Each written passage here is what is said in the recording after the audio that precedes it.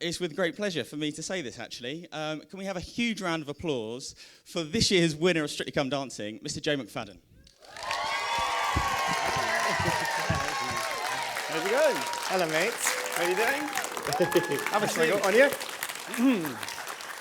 Goodness. You know it's not Anton de Beck, right? It's just me. These people. It's amazing. So, technically, you're Irish rather than Scottish, I was reading. I'm half and half, I'd say. Irish parents and born and brought up in Glasgow. So, yeah, I'm a bit of a hybrid. That's why I've got this strange accent. So, are your parents fully Fully Irish? fledged, yeah, proper, like full-on, Yeah, Donegal. God bless them. The Irish are in. The McGee, I think, that's what that was. The McGee clan is over there somewhere. Yes. Aye. We met a few months ago. We did, yeah. I've been boring you with magic tricks ever since then. Not boring at all, it's brilliant. It's I know, I was just fishing for a compliment. Before we came on, for those of you who haven't seen this is a Strictly wall calendar, right? It's the official Strictly wall calendar. It is, yeah. Before we came on air, I had you look through this, make sure you're happy with it. And it's the same with the pack of cards. Yeah. It doesn't really mean much, but the thing with this is, on every day, this has been hanging off my bedroom for the last sort of 8 months or so. Throwing darts at it. Yeah. I have written on every day a playing card. The thing with this is, because there's obviously 365 days in a year, and only 52 cards in a pack, they're repeated 6 or 7 times, but you've looked at it, you're happy with it. Mm-hmm. With regards to the pack of cards, obviously you've checked it, but for the sake of everyone at home who can see that, can you all see that as well? So here's what we're going to do. Pack of cards. What I need you to do is to come and sort of hover over the pack of cards a little bit for me, and sort of run your finger up and down. Yeah. And when you feel an urge, when you feel a feeling, put your finger down on a card. That one. Are you happy with that? You don't want to change your mind? No, I'm happy. Good. So pull it this way a little bit for me. Pull it that way. That means we can get rid of the rest of these. Do you know what today's date is? I know it's August. Hang on, I'm going to Edinburgh tomorrow, so it's the 16th of August, is it? 15th of August. Can you go into your into the calendar? Yes. I want you to thumb through. No way. Until you find the 15th of August. Oh, goodness. Okay, where are the months? Oh, they're at the bottom. Okay, May, June, July, August. The 15th is the 3 of Hearts. 3 of Hearts. Pass this here so I can just show this to the camera for everyone watching at home. The 3 of Hearts is there. If this was yesterday, it would have been the 2 of Clubs. Tomorrow, whatever. Yeah. No way! That's amazing! They're not all the... No, not all the... You showed them. Amazing. Here's the thing, right, is I want you to... obviously today's date, I know today's date. Yes. I want you to think about another date, a date that means something to you. A special date. Special date. Oh, goodness. Okay. You got it? Yeah. Have a look in there for me.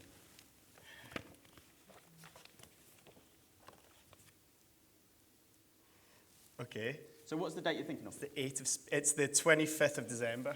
25th special day for everyone, isn't it? 25th of December, 8 of spades. Is that what you were going to say? Is that what's written on there? Yeah. Do you remember earlier on, I gave you an envelope? No way. I gave you an envelope before we came on. Can you get that envelope out for me? 8 of spades. And again, if you'd chosen any other day, if you'd chosen the 26th of December, it would have been the 2 of clubs. 8 of diamonds. Pass it here. Okay. Just, I want to show to the audience that there's really nothing else in here. Oh my goodness. That's brilliant. That's brilliant. How do you do that? It's amazing. Wow. Mind I have blown. no idea how I did that. I guess the first part of this show, in fact, I didn't say this in the sort of monologue at the beginning, but I'll say this now, is during the interval, I'm going to leave some postcards on the edge of the stage. If you've got any questions for Joe... Or abuse, or thoughts for him about how much you fancy him, write it on those postcards and put it in the box, and we'll go through them in the second half. Is that all right? Okay. Good. So, talk to me a little bit about your start in acting. So you started in Taggart. Yeah, I was a baby. I was 12 years old. My father had his head chopped off, as is the way in Taggart. And I had this really great drama teacher who was always kind of badgering directors. And, a director came into the school, and I mean, I literally could not act for toffee. It was awful. Like, you see these children, you watch Stranger Things now, and those kids can do it. High Road. Take the high road, yeah. And you were in there for 6 years. 6 years. Yes. And so what was that like? So how old were you then? 15 to 21. That's a big chunk of life, isn't it? Yeah, That's a big like chunk of your adolescence, really. It was good because that was the time that I perhaps would have gone to drama school, but didn't have to. Well, some people might you say did an apprenticeship in drama. Yeah, pretty much on the job. And again, it was funny because back then, I hated watching myself, but I made myself watch because I thought that's the only way you can get better when you haven't trained. So hopefully I've gotten slightly better than back then. But they have them on in the afternoon in Scotland, and people post them online. No. They're on YouTube if you're that way inclined. But yeah, it was terrible. I was awful. I mean, hopefully I'm slightly better now. But you weren't. It had its own charm. It was filmed in a place called Luss up in the Highlands, so it looked beautiful. So even if you didn't like the storylines or the acting, there was at least some lovely scenery to look at. Yeah. And then so you obviously acted at school. Yeah, lots of acting at school. The odd little plays and drama classes, and just somehow just sort of kept doing it. And I've been doing it for 30 odd years now. So were you ever particularly academic, I suppose? No, not at all. So you're just straight into the drama? Yeah, and perhaps I like to think that I didn't do so well at school because I was always off filming all the time. I remember I had an English teacher say to me, you really have to choose between acting and your higher English. And I was like, what kind of choice is that? That didn't take me very long to decide. I don't think I would have chosen. People say to me, what would you have done if you didn't act? I probably would have done what my brothers did and went into the building trade. But no, I don't think I would have been brave enough to have decided I'm going to be an actor. I'm going to take myself off and study for 3 years on the off chance that I get a job at the end of it. So it was definitely the way it should have happened because I wouldn't have done it otherwise. Yeah. So what was it like? Did you say you were 12 when you? 12, yeah. When you're a 12-year-old at school and you get plucked out of obscurity. Even out of just a normal classroom environment and plonked on the set of Taggart. Yeah. Completely sort of new to the whole thing. What's that like? I mean, it's funny because I wouldn't have said boo to a goose back then. I was kind of really painfully shy, still am to an extent. But I remember just thinking, just the pressure and sort of everyone knowing who you were. And it was a bit overwhelming, really. Yeah. And you can sort of see why perhaps it's not for everyone and why you shouldn't really push your children to do it. But I grew to love it. And I remember a job a few years later, I was working with some really big kind of Scottish names, like Gillian Smith and Tony Roper and Dave Anderson. And I remember at lunch, and they were all just telling funny stories all the time. And it was amazing. I was just thinking, God, I don't meet people like this. Where do you meet people like this? And I just thought I loved it, and I had to do it for a living. So was it a sort of full-time out of school, or was it the odd? It was the odd day here and there, and then so you go back to school and tell them all the stories. Yeah, back to school and get ribbed and get chased. I became a very fast runner. My friend says her enduring memory of me at school was we'd be having a conversation, next second I just take off. I've got like a sixth sense for danger, which comes in very handy being on TV in Scotland. So Harry Potter and the Chamber of Secrets. Yes. Tell me about that. Well, I wasn't in it. I can tell you that. No, but you were close enough in it to say that you were in it. I pretended to be in it on the computer game, which was kind of thrilling in itself. But the great thing about it was that they were filming the movie at the time, and they were doing the game, so the actors weren't available. Yeah. So I had to pretend to be Oliver Wood, the Quidditch guy. Yeah. And I was a big PlayStation fan at the time, so it was kind of really bizarre playing a game and me telling myself how to play the game in the game. Yeah, yeah. Really, really bizarre. But with like square heads as well back then. Have you seen the pictures now? It was a little bit, yeah, At the compared to time- what it is now, yeah. Yeah, and I remember at the time looking at those games, because I think Harry Potter and the Chamber of Secrets was one of the first and only computer games I've ever owned. Yeah. And thinking, these graphics are so good. And then you Yeah, look yeah, at it now, yeah. it's just like a block with like a picture on it. It's and they terrible. walk into walls and stuff. Yeah, you know. totally. And so was that just, and how That was old my were you? foray into Harry Potter. Yeah, It's yeah. the closest that I got. It's close to magic as you can get, though, really, isn't Yeah, it? it's So amazing. I was saying to someone the other day, imagine you have a child, right, and you tell them all of their life that they're a wizard, and then on their 11th birthday, you send them a letter from Harry Potter, and you seal it. I'll say a letter from Harry Potter. You send them a letter from Hogwarts saying they've got in, and you get in the car, and you drive them to King's Cross Station, and you stand there and watch them run into a wall.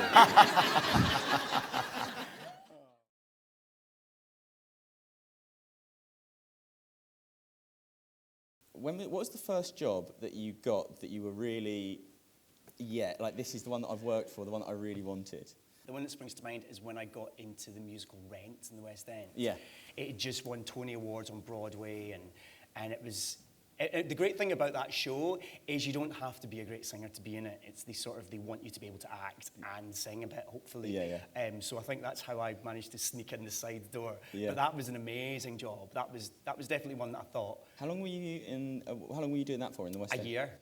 Full on 6 shows a week. Yeah, 8 shows a week. 8 shows a week. Yeah. And it was hard going, actually. Doing something for that amount of time is quite a difficult thing to do. Because the first 3 months, you're really loving it and enjoying it. And then after that, it becomes about sustaining it. Yeah. And keeping interested in it. And it's such a good show that, there's so much in it. There's so much to play. Yeah. You can't really get bored. And I can't imagine doing... No offence, but doing something like Mamma Mia for a year. I suppose the other thing with that is, in a straight play, I was talking to someone the other day who was saying they're in the West End doing a show. Mm-hmm. In fact, I'll tell you when it was. It was on the World Cup. It's when England was still in the World Cup. Yeah. It was at the semi-finals. And they could see someone in the front row watching the World Cup instead During of... the show. During the show. Oh, yeah, the things that people do, it's unbelievable. And we then- had someone reading a broadsheet newspaper. I had someone sprawled over the front 3 seats, just having a sleep. Had someone at the chocolate factory. I thought, surely not. A picnic hamper. He got the picnic hamper out, put it on his lap, and was like, do you want the cheese or do you want the chicken? Like, he's having a picnic in the theatre. You have to watch out for these guys to see who these You can do whatever you want, it's fine. They're just kind of stuck on bottles of wine, though. That's the thing with that as well is, because you're doing a play, you can't then break out of character to go, put your phone away, mate. Whereas I can, You can't. I mean, people do, don't they? Yeah. People do. You sort of have to try and stay in it. I worked with David Bedell on that show, and he had the concentration of a gnat. The slightest thing threw him. I mean, he's a brilliant actor, but he would go all the time at people's phones and people chatting, and that's what live theatre's about, though. There's something to be said for something only happening that's happening in the room then. Yeah, it's amazing. You know? And again, I've grown to love the theatre, and it's thrilling when you see a brilliant play. There's nothing better than a brilliant play. A film just can't compare to it. But then there's nothing worse than a terrible play. Yeah. So it's the risk that you take. Talk to me about Holby. How did that happen? So at what point did you get a phone call and they said, we want you to be in Holby? To be a surgeon, a brilliant surgeon. I actually auditioned for Casualty. And almost got it. I had about 3 auditions and a screen test, and then didn't get the part. I won't tell you which part. He's very good, the guy that got it, but I didn't get it. And I was like, I'd quite like to have done that. But it meant moving through to Cardiff, which is where they film it. So I was like, well, at least it means I get to stay at home. And then the next week, they phoned me up and they said, we want you to be in Holby, which is literally 20 minutes from my house in Elstree, where we did Strictly. That was amazing. And it never happens like that. I never just get offered jobs. But it's because I jumped through so many hoops before. And it was a lovely, lovely job. And it's funny, people say, do I miss it? And you don't, because there's such long hours and it's really hard work. But I miss the people. Again, you kind of really bond when you're working that closely with people for that long. I suppose it's, you know, when you do this job, you know, the showbiz in general is quite an isolating thing. You know, you've got a show like this where everyone's here, and then but you're preparing for it. Usually, you know, if you're rehearsing something, it's in a dark room.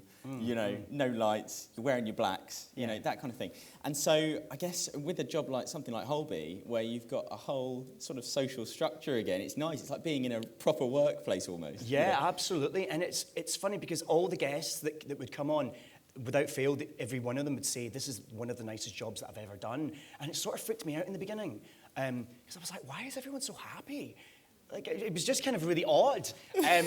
What's that saying that if there's no one horrible in the room or in the workplace, then it's probably you. So I was thinking maybe it's me for saying it. I knew that was coming.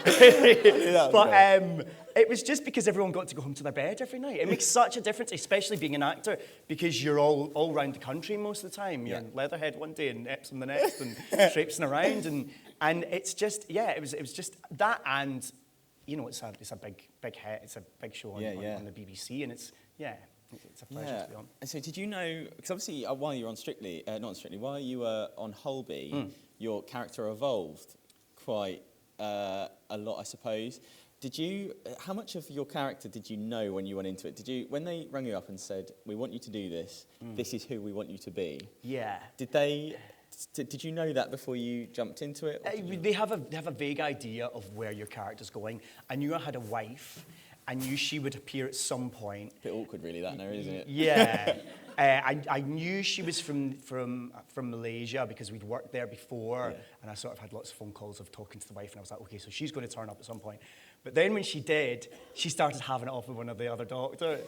Which is why it's awkward. Right? That's what I meant. Which, of course, I should have seen coming because, you know, it's Holby and that's what happens. But it's funny because I was having this conversation yesterday. My friend had just auditioned for it, actually. And she's like, they're really not specific about who the person is. Like, because when I went in, I said, oh, you know, do I have any siblings? Like, what do my parents do? And they were like, oh, no, that's all up for grabs. Like, they don't be specific about it. Yeah. Because then they can wheel in, like, a brother and a cousin and say that your dad's died. And, like, so they just don't mention it. Yeah. Which is quite clever in a way because then it's open-ended. Yeah, I guess the question, this is what I'm really fascinated with, and I really am fascinated with this, is you're spending, I mean, how many hours a week would you say, there's a lot of Holby on, but how many hours a week do you reckon you are or were in character as Raph? Oh, hours and hours, yeah, like loads. Is it difficult then to differentiate your feelings as the character? So do you come off set and get annoyed at Wendy because of what Amy's done? You know, that's my... You do a little bit, actually, bizarrely.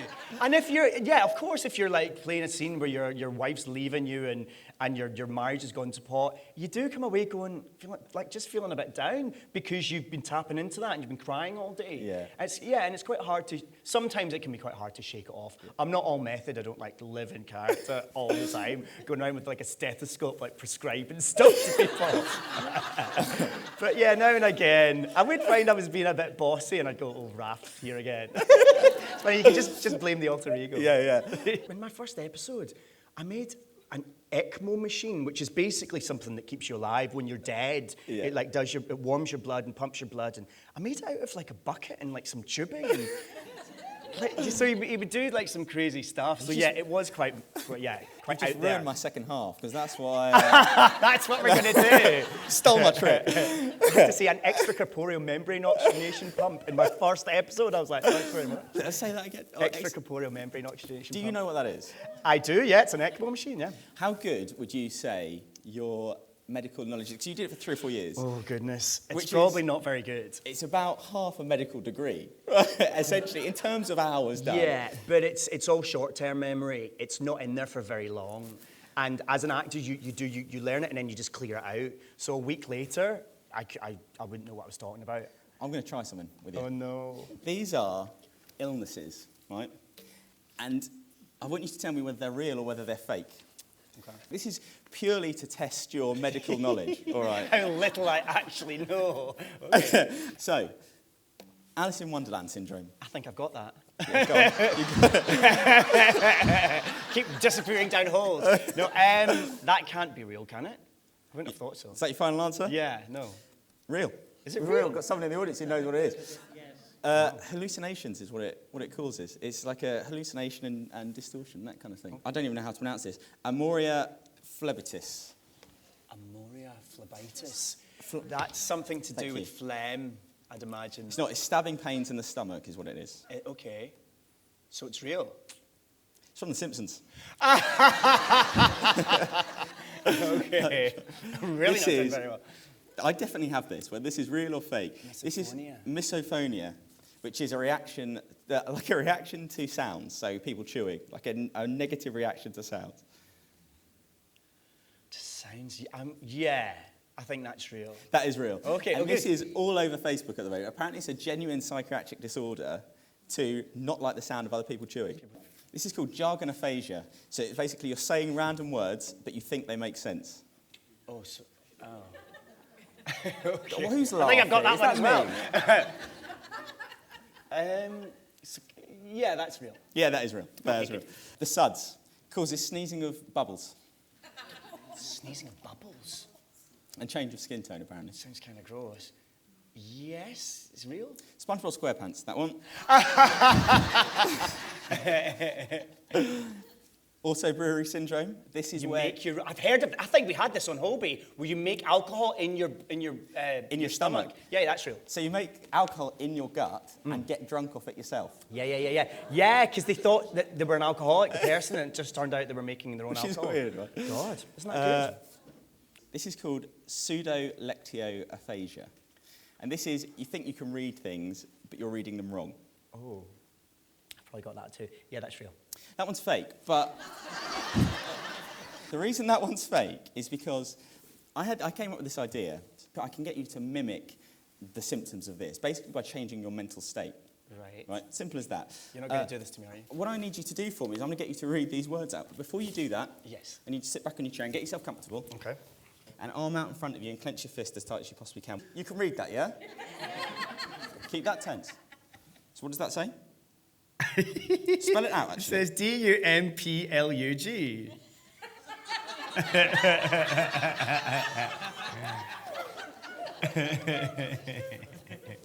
You guys can read this, yeah? Read that one for me. Jam mufflers.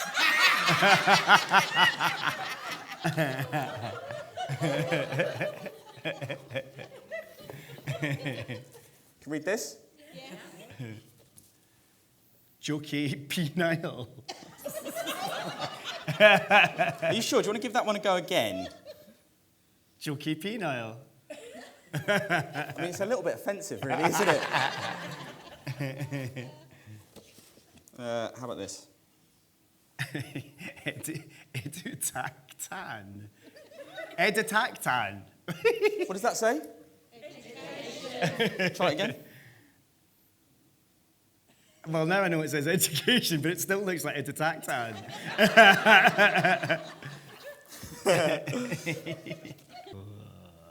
Spell it out. Helishux.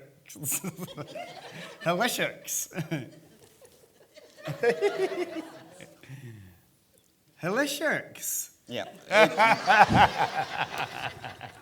Have you hypnotized me? Keep that tight. Yeah. Yeah? Yeah. Apulos. Applesauce.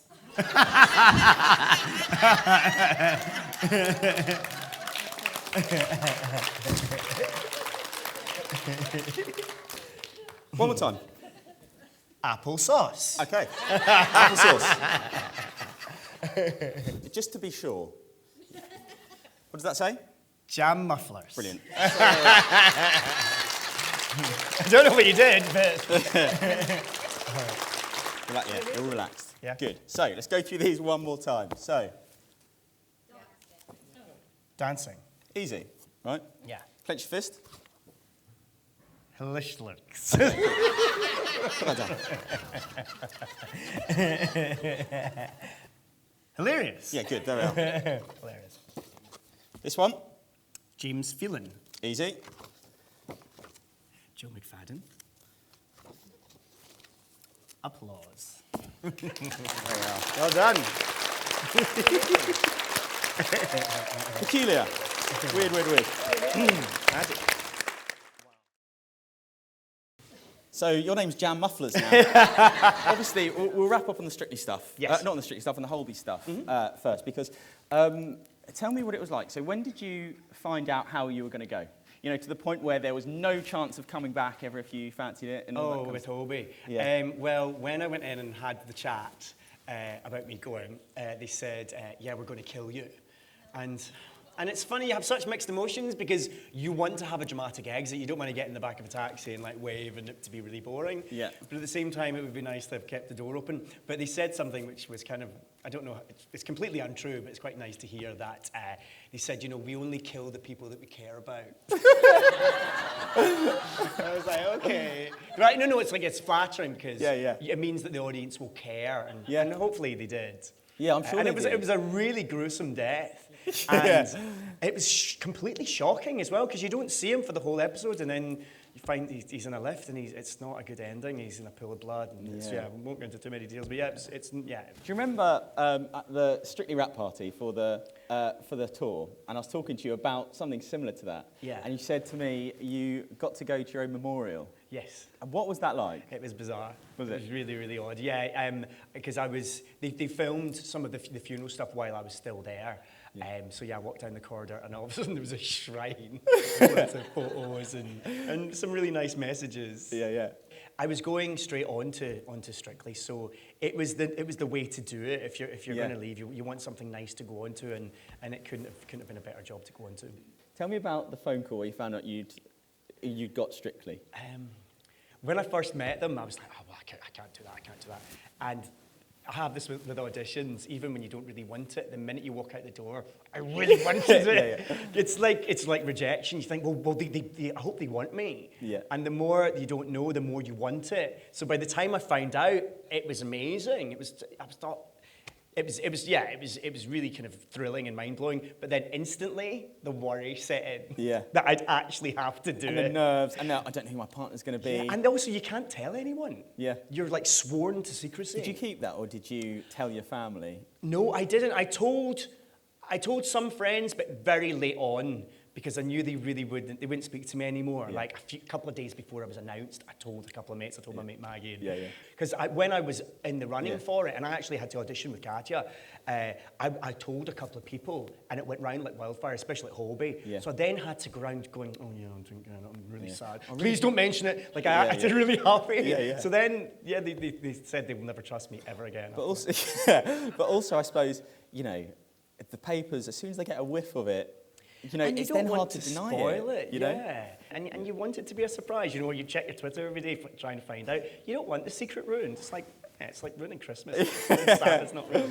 So what's that like for you, seeing the names being announced for this year? What does that feel like? It feels good. It feels really good, yeah. Do you get the little green-eyed monster? A little bit. I mean, when Katya has a new partner, I will be a bit like that, not very happy. But, you know, it's inevitable, and it's good. And I'm excited to watch it now that I know what goes into it and how difficult it is. I can't wait to sit down and watch it. And it's a long, it's a long record as well. It's like, you know, it's like forever. Yeah. It's funny because when the friends come in, they're like, "Oh, thank you so much." It's like, you're just saying that in 7 hours' time. It's such a long day. And those seats that are like this, you know, really small. Because they're cramming them in. You know, 2 million people apply for tickets. So. That's what's nice about it, though. Because I was thinking about this the other day about telly, and it's, you know, why this is quite a nice little audience is because they have all those people apply to be in the audience, and they keep the audience just 2 or 3 rows, and then so at home it's still, you know, feels like you're there, I suppose. Which is nice, important. Absolutely, yeah, definitely. And goodness, going out there that first time with the audience there. And in the beginning, I was like, saying hi to my friends and stuff, and you can't do that. I'm so easily distracted anyway, that I just had to keep my head in the game, especially after the terrible tango in week 2. What was your hardest dance? Was that? Yes. I mean, so much of it is about the concept, and the song choice is so important. And and I could tell that Katja's heart wasn't really in it because, or it just didn't really work as a song for a tango.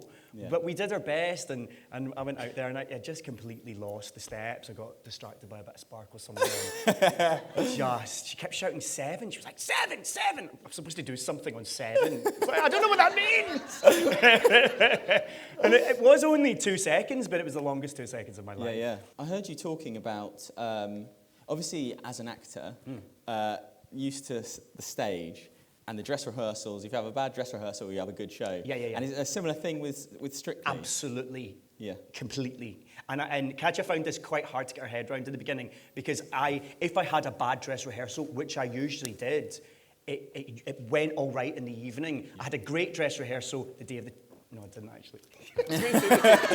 I had a good dress rehearsal the day of the tango, and then it went to pot. Yeah. So, as an actor, you save it for the audience. Yeah. You're not supposed to, but also, you do. It stops you. It kills that little bit of complacency in your head. If you have a really bad dress rehearsal, I think subconsciously You go, I need to pull it out of the bag because it can't be as bad as it was this afternoon. And there's that Dr. Showbiz thing. There's like that switch that goes. Yeah. It's like when you're, you're 8 weeks into Strictly, and you're starting to get the bit of the cold. It's starting to creep in, and it does. You have to. It's just that kind of switch. Yeah, you just fight it. It's not an option. Getting sick is not an option, and we all felt it the minute we finished. We all got sick the next day. Yeah. Your body you just subconsciously do it. Did you enjoy the tour? I loved the tour. Yeah, it was brilliant. It was just really good fun, sort of getting to go around and sort of just meet the people who voted and who loved the show and. Yeah, it was brilliant. Getting to play the Hydro in Glasgow was just amazing. And I won one of them as well. I beat Susan once in Glasgow. But the thing is, it was like a victory tour for everyone because, it doesn't matter. You go out and somebody wins every night, but it really doesn't matter who wins. It was Susan. Mostly. And Debbie a lot of the time as well.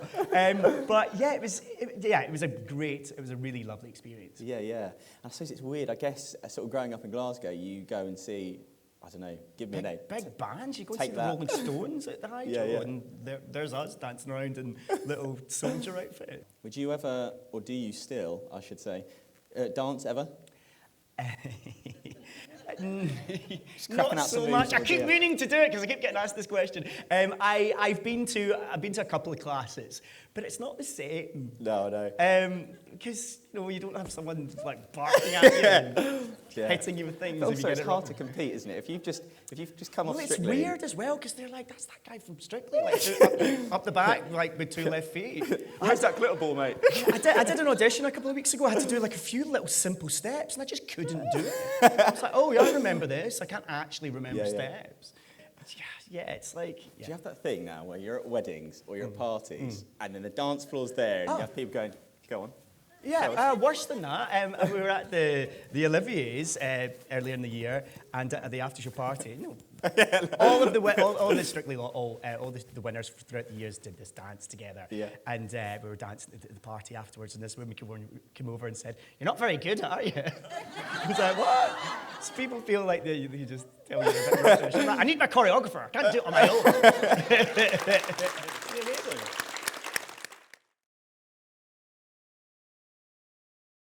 During the break, we had people in the audience here write questions for you. So I believe, yes. So I'm going to have a look at those and see what we've got. What was your favourite pantomime to be in?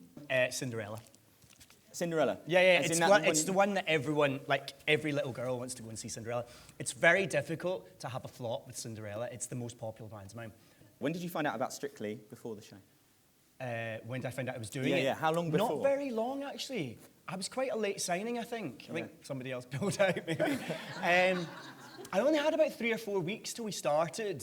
And I thought, what do I do? So I just hit the gym every day. Yeah. Just trying to get Yeah, I bet. I suppose it's, but I wonder if they do that on purpose. They say, block out this time in your calendar, but, and then just so people don't blab, so they don't want it to leak. Yeah, or if they really want you, they tell you in lots of time, whereas if you're a bit of an afterthought, they get you in at the last minute. It's sad but true. I don't know about that. But this year, the code names are cheeses. Have you heard that? Do you know what your code name was? I was the god of dreams, so I was Morpheus. I don't know why. Listen Maybe to it's, that. I think it's because I'm really lazy and sleep The all the president of time. your fan club's in. You can hear it. Debs, do you know what your nickname was? So you got the goddess of magic and the goddess of truth. Yeah. We should get you to have an arm wrestle or something, see the real winner. And this is from the same person, so this is like a super fan. So if Heartbeat was brought back, would you be up for doing it again? Oh, absolutely, totally. 100%. Yeah, definitely. Yeah. Heartbeat was one of those programs that was it just feels you're sort of growing up because it was always on. Yeah, it's proper nostalgia. And the great thing about it is it never gets old because it was old to begin with. Yeah. So it'll never be off the TV. People are like, when are they going to bring Heartbeat back? And I'm like, it's still here.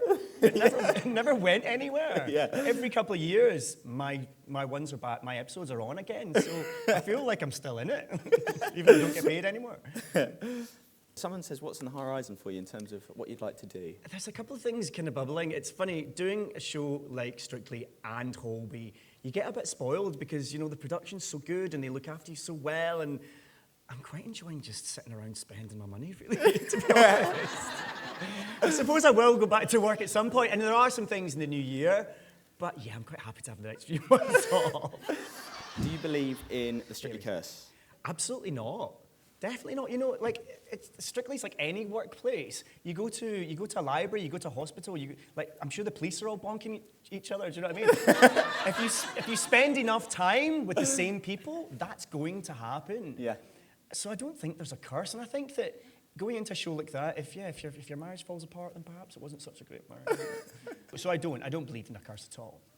I don't know if you're going to like this question. I'll be honest with you. Oh no. Can you do an English accent? And if you can, please try. Oh goodness, I'm not too bad at doing northern. I can do. I've done English before, but I don't enjoy it. What point in your Strictly process, I'll say, did you think, I'm in a shot with winning this now? Never. Never? Never. Because when you're doing it, you're locked away in a rehearsal room. You don't really get to see anyone. You certainly don't really socialise very much. So you don't really get an idea of people's reactions to it or to you. But I went to my old school, and we did like a little VT jumping about, doing some daft nonsense, I can't remember. And actually hearing people going, oh my goodness, it's so amazing. And I thought, this is a brilliant thing. Like, this is loved by people. Not me, but the show is so loved by people. And it was great because it gave me that little bit of energy to get me to the end. What's nice about it is you, it's such a happy show. Do you know what I mean? There's no sort of... There's nothing sinister about it. It's not like some of those other reality shows where they want to see you break down, they want to challenge you and push your buttons. Yeah. It's just about dancing. It's about people trying to better themselves and learn a skill. And that's the only reason, or one of the main reasons why I wanted to do it, was because I thought, oh good, they're not going to stitch you up. Yeah. Because there's plenty of opportunity for it. There's cameras in the rehearsal room all the time. That's what I was going to say. Is there anything that didn't make it in terms of you in the rehearsal room? You go, thank God for that. Yeah. There was, but then you're in a really kind of highly stressed environment, and having to go out on stage and do this thing that you just don't know how to do, really, and you don't know how it's going to go. So it's scary. It's really terrifying. And you have to completely trust your partner. And I'm lucky I had such a brilliant partner that I thought, oh, good, well, she knows what she's doing. She's like a rock, so just do everything that she tells me. Yeah. And I pretty much did. Yeah. What was your goal? If you said, this is where I want to get, sort of weeks-wise. I just thought in the beginning, it's funny because we had the red carpet reveal, which is a brilliant day because you get to come out in the sequins and everything for the first time, and there's an audience.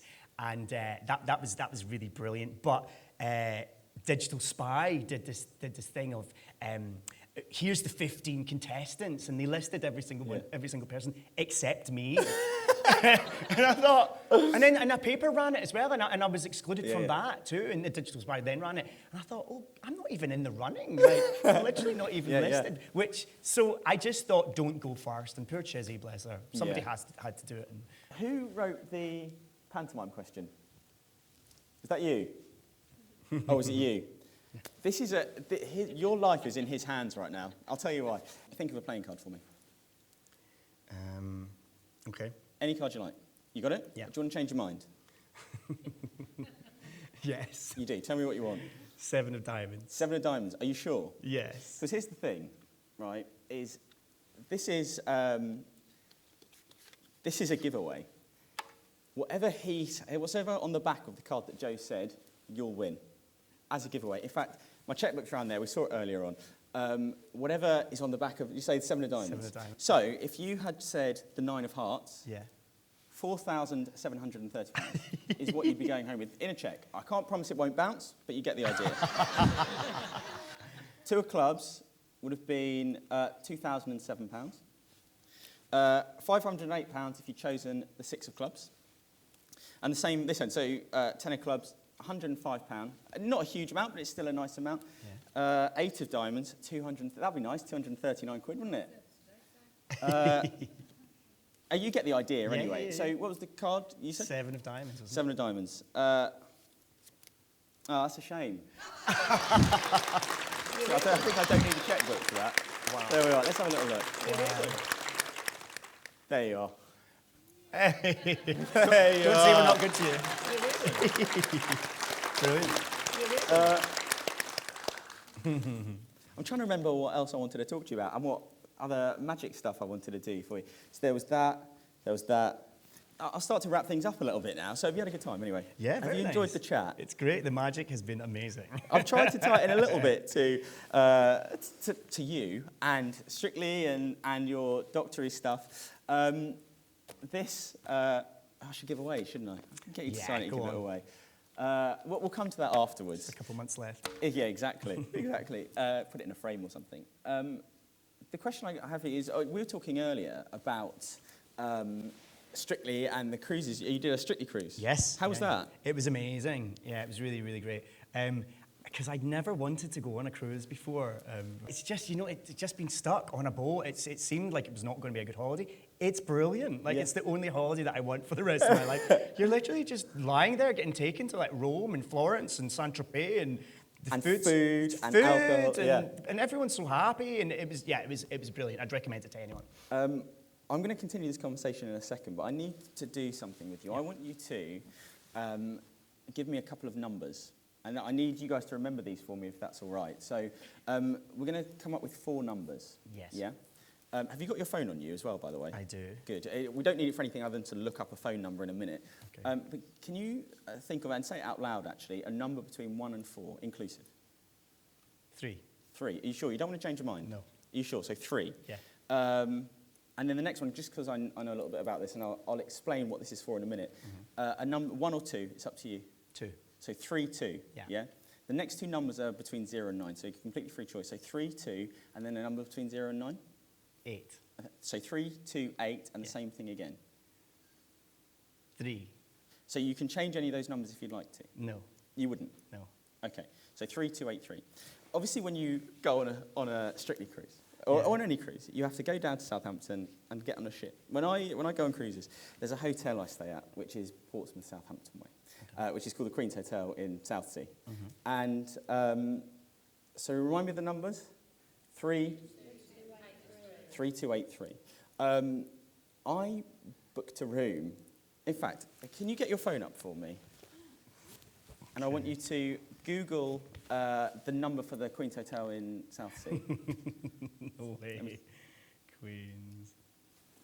Hang on. Queen's Hotel.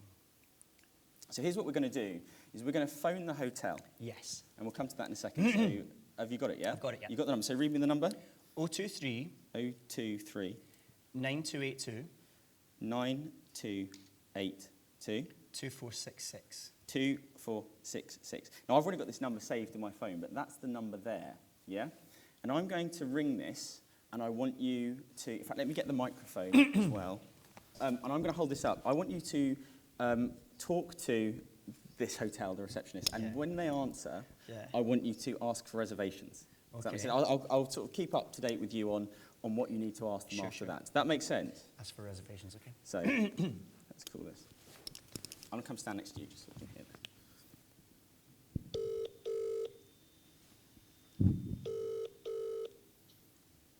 Good evening, Queen Southsea. How may I help? Hello, can I have reservations, please? Yes, you're through to them. What can I do for you?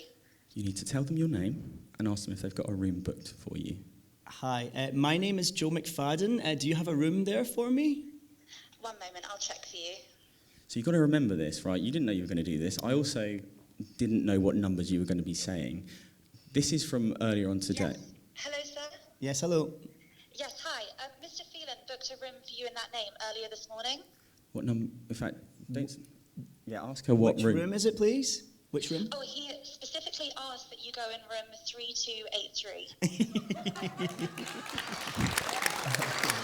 Thank you very much. Amazing. They're going to wonder why you've just rung them and hung up. And I don't turn up. Oh, good, am I staying in Southsea today? What a treat. I'm just trying to remember if there's anything else that I want to ask you before we go. I think we covered pretty much everything. Thank you very much for doing this with Not me. at all. It's been such fun. Have you all enjoyed this? Thank you all. Thank you all for coming out. I've had a really lovely time. And so can we have one more time, round of applause for Mr. James Phelan.